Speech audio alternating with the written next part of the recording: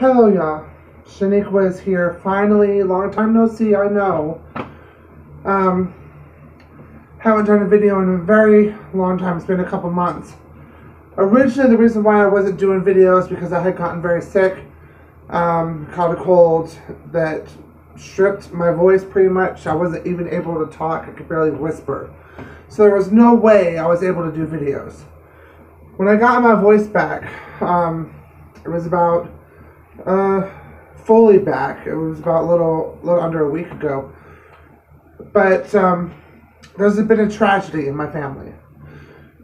A horrible tragedy. Last Tuesday, so it's been a week, almost a little over a week and a day. My mother, around 1:50 in the morning last Tuesday, we had just got done walking down the street to go check on some of her friends because there was a shooting down where she used to live, and she was afraid that some of the people that she knew had gotten shot. Luckily, that wasn't the case. So we came back. We were back at the house for maybe about a half an hour, 15 minutes, a short amount of time, when she started complaining and crying about a horrible headache. Horrible headache. She grabbed her head and said, "Oh my God, my head hurts." And then sat on the couch saying, "Oh my God, my head, my head, my head." And then she slumped forward and then rolled onto the floor and was unconscious. Very quick, I'll say around 30 seconds from her complaining of her head to her being unconscious. It was very quick. And I'm freaking out. I'm like, oh my God. I'm telling my fiance, please get on the phone, call 911, because I wanted to rush over there and try to check on my mom, make sure she was okay. And it was freaking out. And he was just stone cold frozen. Like, he didn't know what to do. He was just in shock. So I grabbed my phone. I'm trying to dial 911. And I have a little bit of dyslexia. So I'm dialing 119 instead of 991. 911, I'm dialing 119, you know what I'm saying? So, reversing the numbers. But I took a deep breath, was able to calm myself down, got 911 on the phone, told them what was going on. I'm freaking out. You know, they were asking me all these questions, and I'm just in a full-on panic, like, please get here. And they had me roll my mom into her back. And she came to a little bit. And I said, "Mom, stay still, please. The ambulance is on their way." And she had, sorry, my nose is itchy. Allergies. She had enough sense to tell us where her medical card was, her ID, and social security card that was up in her room. The paramedics get there, and I'm freaking out. They're asking me what was going on. My mom is still awake a little bit, talking. And they were just rude. The paramedics part was just, oh my God, horribly rude. They were like, I was trying to explain what's going on. They were like, "Well, she can talk." You know, and I'm like, dude, she's going in and out of consciousness. What the fuck? And she slips back into being unconscious. And one of them grabs her by her arms. The other one person grabs her by her feet. And they just drop her onto the gurney. Bloop. When she's unconscious. So that pissed us off. But I'm freaking out. I'm watching my mom go into the ambulance. They said they were going to take her to the hospital. One of the hospitals out here is Sunrise. That's where she's at. And I called my grandmother's husband, freaking out, screaming, crying, telling him what's going on, saying he needs to come get me. We need to go to the hospital. Something's seriously wrong with my mom. We get to the hospital. We're in the waiting room. The doctors called us back, and it turned out my mother had a severe brain aneurysm in the back of her head. And I broke down. I collapsed on the ground crying. My sister was with me. She was in the chair just freaking out, crying. It was a horrible, horrible experience. My mom wasn't expected to make it through the night. In fact, they told us that she should have dropped dead where she fell. She should have been dead right there on the floor. It's a miracle, for one, that she was able to come out and wake up and be able to communicate with us and tell us exactly where all of her stuff was and everything before she went back unconscious. It's also a miracle that she survived that night, yet alone the whole entire week. Now, the nurses and doctors are telling us not to get our hopes up, that there is a 21-day period from once they first arrive at the hospital. There's 21 days. That 21st day ends on the 27th of February of this month, this year. Okay, and anything could go wrong in those 21 days. Just because she's having good days so far, it's been a week, no problems. She's recovering, okay, she's conscious every now and then. She's able to follow basic commands. She's able to recognize people. She's able to do this, do that, whatever. Grand. But in 21 days, considering how severe her aneurysm was, it could flip any second. Any time she could, she could go, pretty much. So it's been a constant struggle. It's been an emotional roller coaster. It's nowhere near done. It's just a horrible experience. I never would have thought that I would have to go through something like this, ever, with my mom. Not something like this. Just, so she survived the week. So, the week, and is doing good. She's still in critical condition. She's going to be in critical condition for those 21 days. After the 28th day, then they're going to take her out of critical condition and pretty much say, oh, okay, maybe she'll make it. We have high hopes that she'll make it because she recognizes people. She's trying to talk, even though she has the ventilator in still. She's now breathing on her own. For almost a week, first week, she wasn't breathing on her own. They had to have the ventilator in to help her breathe. Now she's breathing on her own. And they're even talking about removing the ventilator either tomorrow or the next day. It depends on the doctor. But she's able to wiggle her toes. She's able to give a thumbs up. She's able to nod her head yes or no based off what questions she's asked. She's able to lift her legs, her arms.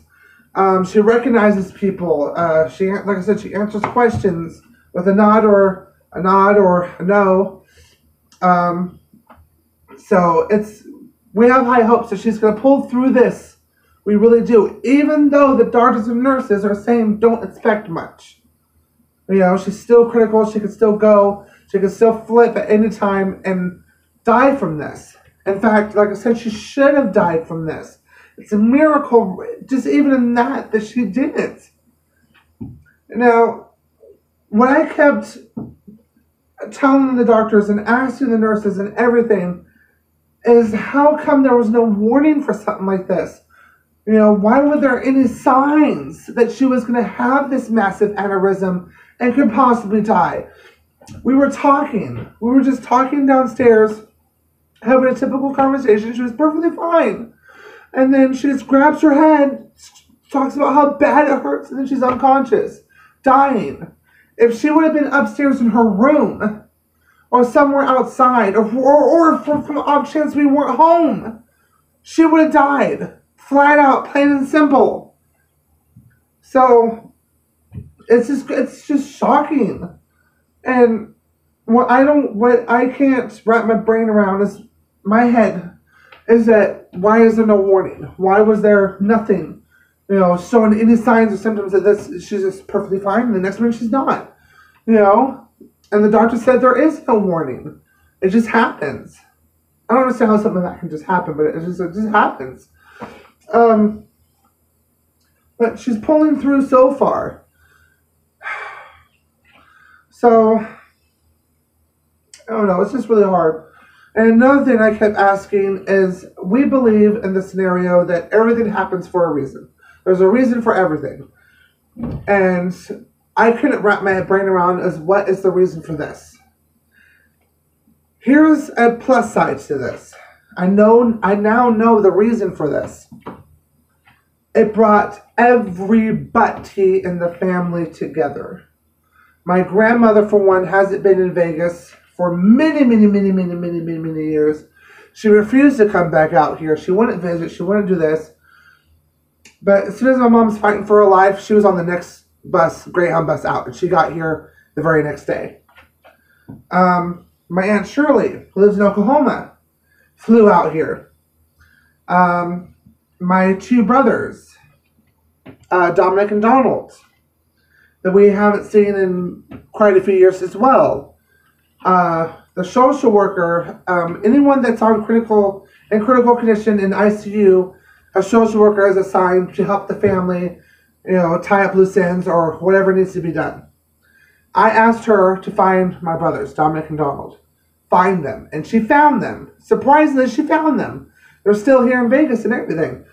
And they came to the hospital and saw my mom and everything. So, long lost family is just coming out of the woodwork and everybody's banding together on this. It's amazing. People that we haven't seen in years are showing up. Even my grandfather, her dad, Mac, went down there. And they're not on very good basis, but he still went down there. And, the family is coming together in this crisis and being there for each other in a way I never thought possible. It's amazing to see this happen. It's terrible and so incredibly sad that it took this type of situation for my mom to be fighting for her life to do this, to bring everybody together. It's just, I don't know. I don't know what's going to happen from here. I know the family, we're usually just like with each other, for the most part. But now we're just like, we're coming together in a way I never thought possible. You know what I mean? And it just hurts me a little bit too that it took a situation like this for that to happen. But maybe that's what needed to happen. Maybe it took a certain crisis or something to do that. Because we're closer now than ever.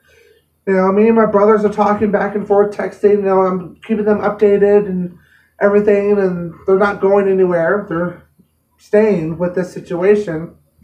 My grandma's staying out here. She's not going to go back to Arizona anytime soon. Shirley, unfortunately, had to fly back home to Oklahoma because of her job and everything. But she said she's flying back out or going to drive back out as soon as she possibly can. So it's just a horrible situation. This is no matter what, it's a horrible situation what's going on with my mother. But it brought out, a good thing in a way. Do you get what I'm saying? Yes, the situation with my mom is horrible, but family we haven't seen in years is finally here, and we're coming together, and we're just being there for each other in a way I never thought would happen. So maybe that was the reason for this. I don't know. My mom is so far pulling through. She's fighting. And now that she knows her other two kids are here and we're at the hospital with her, she saw them, she recognized them. She wanted to talk to them. Since she couldn't talk, she wanted to write. And the charge nurse said, don't let her write. Don't do any of that. That's too much brain activity. Her brain needs to rest. There's still a lot of blood in her brain. And, and everything. Her brain needs to heal before she can have any type of activity. She needs to try to relax and try to remain calm and just heal, But now that she knows my brother, like I said, my brothers are back in the picture. She's gonna fight, and she's gonna fight, and she is gonna get out of this. She is going to survive this. I just know it. I know it in my soul and in my heart. She will pull through this. No matter what, if the odds are against her, if that's what the doctors and nurses believe, that the odds are against her, she will survive this. She will. We know it for a fact she will. She's not going to give up. She's not ready to die. She's not ready to go on to the other side. She's going to fight for as long as she can, as long as it needs to take to get better. We just know. We know it. Because if she was going to go, she would have died already. The severity of the aneurysm was extremely bad. They're shocked that she's still alive. They don't understand how she's still alive and how well she's doing. So, I mean, everybody's coming together. Like, it's just surprising. I have old friends that have come back. I have people just around the neighborhood that found out what's going on, and they're, that know my mom, and they're just like, oh my God, they're freaking out. Like, this black woman at the smoke shop where we live, we became really good friends with. I walked into the smoke shop earlier today to get a couple of incense sticks, the long ones. You get 3 for $1. And I walk in, and she's like, where have you been? Because she hasn't seen us in a while. I was like, the hospital. And she's like, oh my God, what happened? And I just told her my mom had a ruptured aneurysm and is fighting for her life. And her gasp was so loud, it pretty much echoed off of the smoke shop store walls. And I was talking to her about it. And sometimes her mom works with her. And I told her, I was like, look, my mom is in this situation. I know you're close with your mom, but hold her close today. Tell her how much you care about her, because you never know when it's going to be too late. You never know when you're going to miss that opportunity, that you should have done this or you should have said that, before it's too late. And she started crying. She was like, oh my God, I can't believe you're going through this. I'm so sorry. And she goes, it's duly noted. I will, talk to my mom. I'll give her extra attention. I'll do whatever I can, because she was like, you're right. There could be you never know when it is too late. You never know, when something like this could happen. So, like, she was crying.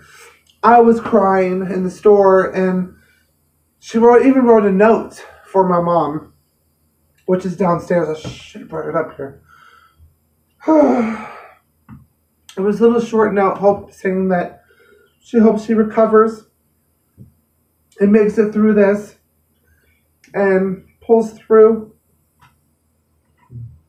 and everything. It was awesome. So she said if I need to go back down to the smoke shop, even if I'm not buying anything, just to talk, or if I want her number, she'll give it to me. She's an awesome support system for us right now. She became a really good friend of ours, and she's very upset about this situation. And everybody is just coming together on this. It's amazing. But I'm going to let you guys go for now. Just want to let you know why I have not uploaded a video in so long. At first I was sick, and then after I got better, my voice got back enough to where I could talk. This aneurysm thing with my mom happens. And she's fighting for her life right now. She's doing good. She's critical but stable, but still, anything can happen at any time in these 21 days where it could go wrong. And we're hoping it won't. We have high hopes. Even though we're told not to have high hopes on this is a serious situation, we're still hopeful that she'll pull through, And like I said, I brought the family together in an amazing way. I never thought I would see some of these people again. But anyway, she's a fighter. We believe she'll pull through this and be fine.